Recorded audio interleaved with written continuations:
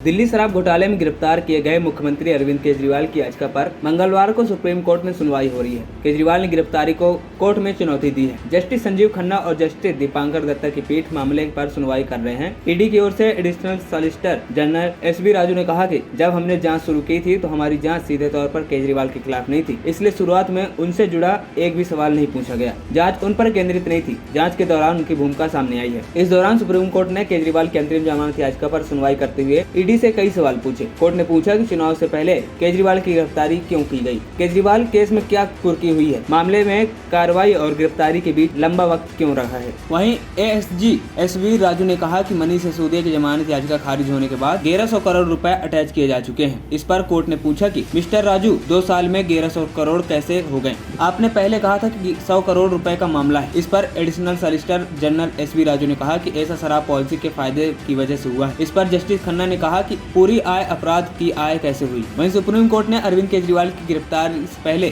File भी ED के सामने मांगते हुए 2 सालों में जांच चल रही है, ये किसी भी जांच एजेंसी के लिए सही नहीं है कि 2 सालों तक इस तरह जांच चली। एसबी राजू ने कहा कि हमें पता चला कि अरविंद केजरीवाल के गोवा चुनाव के दौरान 7 सितारा होटल में रुकने का खर्च कुल हिस्सा उस व्यक्ति ने चुकाया था जिसने शराब कंपनियों के नगद पैसे लिए थे। हम दिखा सकते हैं कि केजरीवाल के 100 करोड़ रुपए मांगे थे। किसी भी आरोपी या गवाह के बयानों में केजरीवाल को दोषमुक्त करने वाला एक भी बयान नहीं है। जस्टिस संजीव खन्ना ने पूछा कि बयानों में केजरीवाल का नाम पहली बार कब लिया गया। इस पर एसबी राजू ने कहा कि 23 फरवरी 2023 को बुची बाबू के बयान में उनका नाम सामने आया था। इस पर कोर्ट ने पूछा कि आपको इतना समय क्यों लगा, हमारा सवाल है कि आपने देरी क्यों की। इस पर एडिशनल सॉलिसिटर जनरल ने कहा कि अगर हम शुरुआत में ही केजरीवाल के बारे में पूछना और उनकी जांच शुरू कर देते तो गलत लगता। केस को समझने में समय लगता है, बातों की पुष्टि करनी होती है। इसके बाद जस्टिस खन्ना ने कहा कि चुनाव का मौसम है, ये असाधारण स्थिति है। वो दिल्ली के मुख्यमंत्री हैं, इनके खिलाफ कोई केस भी नहीं है। उनके इस बयान का विरोध जताते हुए सॉलिसिटर जनरल तुषार मेहता ने कहा कि सिर्फ इसलिए क्या कि कोई सीएम है, ऐसा नहीं हो सकता।